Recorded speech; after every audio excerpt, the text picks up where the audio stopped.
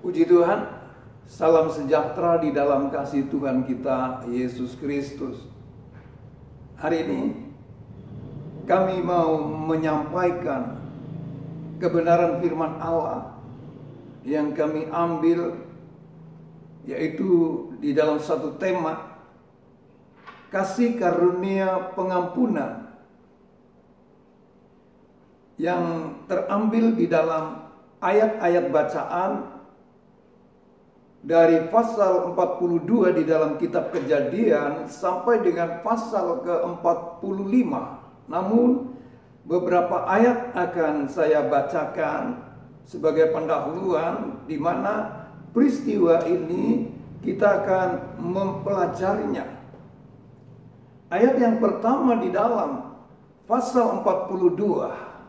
Setelah Yakub mendapat kabar bahwa ada gandum di Mesir, berkatalah ia kepada anak-anaknya, "Mengapa kamu berpandang-pandangan saja?"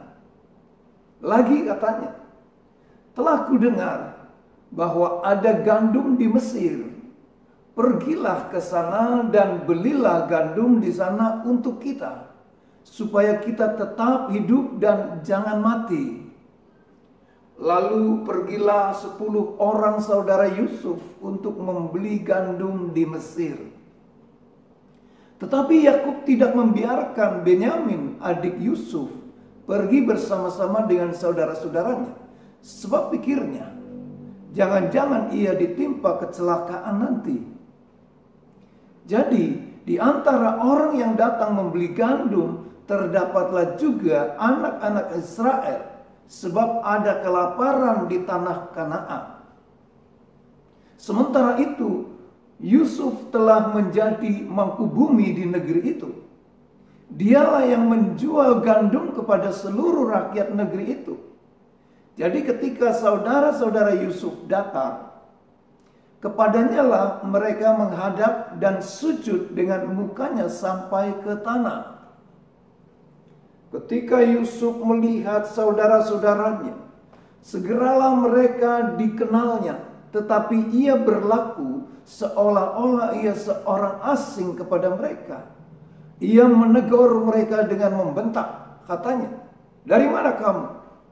Jawab mereka, "Dari tanah Kanaan untuk membeli bahan makanan."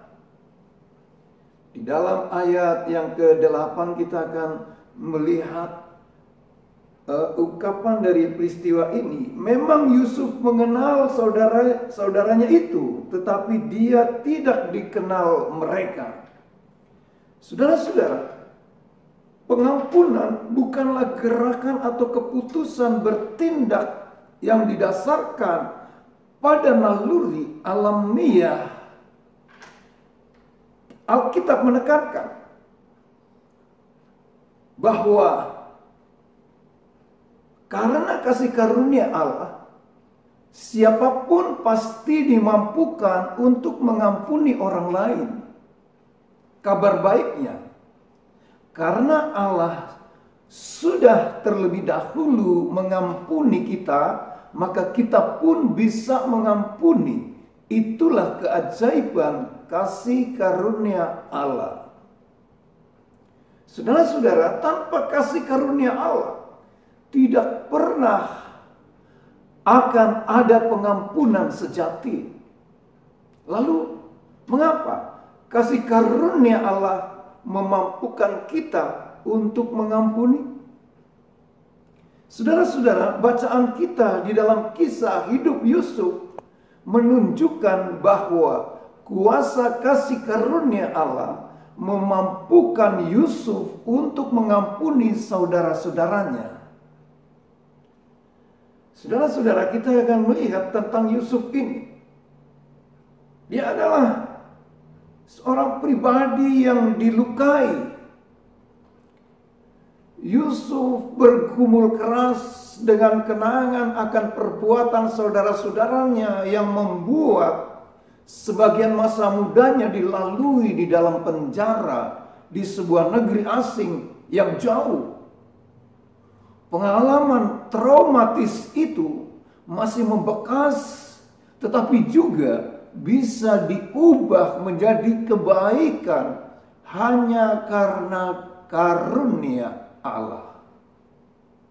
Saudara-saudara, kita melihat pada saat saudara-saudara Yusuf yang dahulu pernah membuat sengsara, menderita daripada Yusuf, begitu datang menghadap dia, kita melihat Yusuf langsung mengenali saudara-saudaranya itu. Tetapi saudara-saudaranya itu tidak lagi mengenal Yusuf.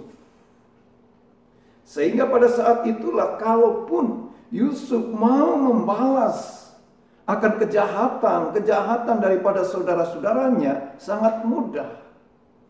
Tetapi kita akan memperhatikan bagaimana tentang perilaku Yusuf pada saat dia bertemu dengan saudara-saudaranya ini. Ada satu hal yang dibuat oleh Yusuf yang kalau kita memahaminya seperti sebuah permainan teatrikal yang dibuat oleh Yusuf ini. Saudara-saudara, teatrikal itu semacam yaitu melakukan sebuah sandiwara. Hal-hal yang dibuat itu seolah-olah sungguh-sungguh. Ia bertindak keras di balik permainan teatrikal ketika dipertemukan kembali dengan saudara-saudaranya, menjebloskan mereka ke dalam penjara. Permainan itu menyertakan siasat memasukkan sejumlah uang ke dalam karung gandum bawaan mereka. Kalau kita melihat didapati di dalam ayat bacaan kita di dalam ayat yang ke-35, ketika mereka mengosongkan karungnya, tampaklah ada pundi-pundi uang masing-masing dalam karungnya. Dan ketika mereka beserta ayah mereka melihat pundi-pundi uang itu, ketakutanlah mereka. Nah, saudara-saudara, kemudian tindakan daripada Yusuf, ia menyandera salah seorang di antara mereka sebagai jaminan. Ia juga menuduh saudara-saudaranya yang lain mencuri gelas piala peraknya.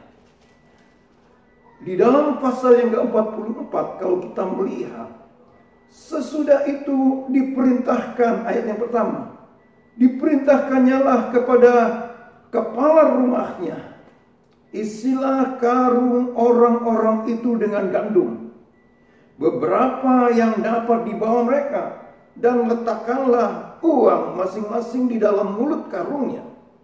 Dan pialaku, piala perak itu, taruhlah di dalam mulut karung anak yang bungsu, serta uang pembayar gandumnya juga.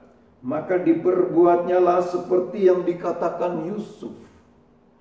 Nah, saudara-saudara, kita melihat permainan ala Yusuf ini, saudara-saudara, membuat saudara-saudara Yusuf itu sangat ketakutan. Mengapa di dalam karung gandum? Untuk membawa gandum-gandum itu pada saat dia sudah sampai di rumah orang tuanya. Begitu dibuka, di sana ada uang pembelian gandum. Ada piala perak di karung daripada anak yang bungsu. Nah, di sini sudah kita melihat hal-hal yang dibuat oleh Yusuf ini. Saudara-saudara, kalau kita melihat permainan teatrikal daripada Yusuf, mungkin dimainkan berulang kali dengan menjadikan saudara-saudaranya sebagai alat bermain sekaligus korban. Luka-luka batiniah yang teramat dalam mungkin mempengaruhi Yusuf untuk mendalangi permainan itu sebagai balasan atas perbuatan mereka. Akhirnya, seruan bela rasa, compassion, bekerja lebih kuat daripada niat untuk menghukum mereka. Tak lama kemudian ia menangis. Perbuatannya kepada mereka, tangis penyesalan. Saudara-saudara, sekarang kita akan melihat setelah terjadi demikian, ada satu hal yang perlu kita memperhatikan dengan baik, yaitu yang kedua, kuasa pengampunan. Ia memperkenalkan dirinya pada saat yang tepat. Tidak lagi disertai niat untuk membalas ataupun mempermainkan mereka. Rekonsiliasi terjadi menyusul tindakan saling mengampuni di antara mereka. Saudara-saudara, mengingat peristiwa ini, sebagai ilustrasi, Charles Swindoll dalam bukunya Tanggalkan Topeng. Tanggalkan topeng Anda, mengingatkan agar kita rela menanggalkan topeng-topeng kita masing-masing. Kita didorong agar supaya menikmati persekutuan yang sehat seorang terhadap yang lain. Nah, di sini saudara-saudara, kita melihat banyak hal yang dibuat oleh setiap kehidupan dalam dunia ini. Banyak orang-orang yang memakai topeng-topeng di dalam kehidupannya. Hal-hal yang demikian ini, kalau kita menginginkan persekutuan dengan baik, maka kalau kita memperhatikan ilustrasi tadi, supaya kita membuka topeng-topeng kita masing-masing. Nah, saudara-saudara, kita melihat berikutnya, kuasa pengampunan bekerja lebih kuat daripada kepahitan hati, daripada Yusuf. Yusuf mengampuni saudara-saudaranya dengan tulus hati, dan hubungan persaudaraan di antara mereka pun dipulihkan kembali. Saudara-saudara, hal demikianlah sebagai gambaran di dalam kehidupan kita. Kemudian kita melihat tentang pribadi daripada Yesus Kristus. Pengorbanan Yesus Kristus di atas kayu salib merupakan gambaran yang paling indah dalam perjanjian baru tentang perbuatan kasih karunia bagi orang-orang berdosa. Barang siapa datang kepada Yesus dengan penuh harap kepadanya, orang itu akan diperdamaikan kembali dengan Bapa surgawi. Saudara-saudara, kasih karunia Allah merupakan satu-satunya kekuatan yang mampu meruntuhkan hambatan-hambatan untuk mengampuni. Nah, di sini saudara-saudara, supaya di dalam kehidupan kita dapat yaitu memahami dengan baik bagaimana Yesus Kristus dengan kasih karunia Allah, sehingga orang-orang yang menerima kasih karunia Allah atau memiliki kasih karunia Allah di dalam hatinya memampukan juga untuk dapat mengampuni satu dengan yang lain. Kita melihat tentang kesimpulan daripada apa yang telah kami sampaikan. Karena Allah sudah terlebih dahulu mengampuni kita, kuasa pengampunan itu memampukan kita untuk mengampuni orang-orang lain. Yang kedua, kita perlu bersikap rendah hati untuk datang kepada Tuhan dan menyerahkan kepadanya semua hambatan-hambatan yang merintangi kita untuk mengampuni orang-orang lain. Ketiga, kisah Yusuf mengingatkan bahwa kita bertanggung jawab penuh untuk menyelesaikan setiap hubungan yang sudah rusak di hadapan Tuhan. Tujuannya supaya kita menikmati hubungan yang baru, yang penuh berkat. Saudara-saudara, hal-hal yang perlu kita memperhatikan dengan baik. Yang keempat, ketidaksediaan untuk mengampuni biasanya menghalangi berkat-berkat Tuhan di dalam kehidupan kita. Demikian, saudara-saudara, supaya di dalam kehidupan kita mengiring kepada Tuhan, kita benar-benar telah menerima kasih karunia pengampunan daripada Allah melalui pribadi daripada Yesus Kristus. Supaya kita pun dapat melaksanakan apa yang diperintahkan daripada Tuhan di dalam kehidupan kita untuk saling mengasihi. Kasihilah sesamamu manusia seperti dirimu sendiri. Demikian hukum yang diberikan oleh Allah di dalam kehidupan umatnya. Nah, di sini saudara-saudara kita memperhatikan supaya di dalam kehidupan kita benar-benar bisa selaras dengan firman Allah. Supaya di dalam kehidupan kita bisa mengikuti akan keinginan hati daripada Tuhan atau kehendaknya. Untuk kita dapat menyelesaikan masalah-masalah, perkara-perkara yang belum terselesaikan. Sehingga mempunyai hambatan-hambatan bagi kita sendiri. Nah, di sini saudara-saudara, supaya hal-hal yang sedang terjadi ini selesaikan dengan baik, sebagaimana Yesus telah mengampuni kita. Yesus telah memberikan kasih karunia pengampunan di dalam kehidupan kita, supaya kehidupan kita dapat yaitu menjadi baik satu dengan yang lain. Puji Tuhan, firman Tuhan tidak saya panjangkan, supaya di dalam kehidupan kita benar-benar ada persekutuan satu dengan yang lain dengan baik. Namun sebagaimana seharusnya, hal-hal yang perlu menjadi tindakan-tindakan kita adalah langkah-langkah untuk bertindak. Bukan sekedar teori di dalam kehidupan iman. Saudara-saudara, mari saya akan naikkan doa khususnya bagi jemaat Tuhan GPDI Taman Firdaus, dan juga bagi para pemirsa yang senantiasa bertekun di dalam iman kepada Tuhan. Saya mau berdoa untuk saudara sekalian. Kita berdoa.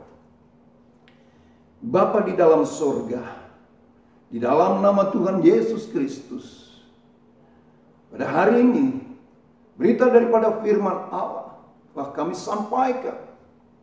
Dan hal-hal yang merupakan kekuatan di dalam iman kami adalah kami telah menerima kasih karunia tentang pengampunan daripada Tuhan Yesus Kristus. Sehingga hal demikianlah menguasai kehidupan kami. Demikian pada saat ini Tuhan kami berdoa bagi seluruh kehidupan jemaat Tuhan GPDI Taman Firdaus. Kami berdoa baik pribadi maupun tiap-tiap keluarga. Tuhan telah memelihara mereka semua dan memberkati setiap pekerjaannya. Dan memberikan kesehatan, kekuatan, dijauhkan dari sakit penyakit. Tuhan memberikan yaitu bimbingan melalui pengajaran dan hikmat daripada Allah Roh Kudus. Demikian Tuhan kami juga naikkan bagi saudara-saudara kami seiman dimanapun berada. Mereka semua yang menerima Engkau sebagai Tuhan dan Juru Selamat dalam kehidupannya. Saat ini Tuhan, mereka senantiasa memerlukan pertolongan-pertolongan yang daripada Tuhan. Karena kuasa yang nyata Engkau telah berikan di dalam pribadi daripada Yesus Kristus, yang telah memberi nyawanya bagi tebusan banyak orang. Dan kami semua telah menerimanya. Terima kasih Bapa di dalam surga, terima kasih. Biarlah pada saat ini juga apabila ada yang mengalami masalah dalam kehidupan, kami senantiasa mengingat akan firman Allah bahwa Engkau membuka jalan keluar bagi mereka. dan memberikan kekuatan untuk dapat menanggungnya. Dan juga bagi mereka yang mengalami sakit atau sekarang ini sedang menderita dalam sakit penyakit, kami berdoa bahwa kuasa Allah di dalam Tuhan Yesus Kristus yang tidak pernah berubah, dulu, sekarang, bahkan sampai selama-lamanya, di dalam nama Tuhan Yesus Kristus, maka sakit penyakit sembuh. Terima kasih Bapa di dalam surga, terima kasih. Dan biarlah hari-hari mendatang kami menyerahkan sepenuhnya dalam pimpinan Allah, yaitu Allah Roh Kudus yang menyertai tiap-tiap pribadi orang-orang percaya di dalam Engkau. Terima kasih Bapa di dalam surga. Kami mengalaskan semua doa kami hanya di dalam berkat nama Tuhan Yesus Kristus. Haleluya. Amin.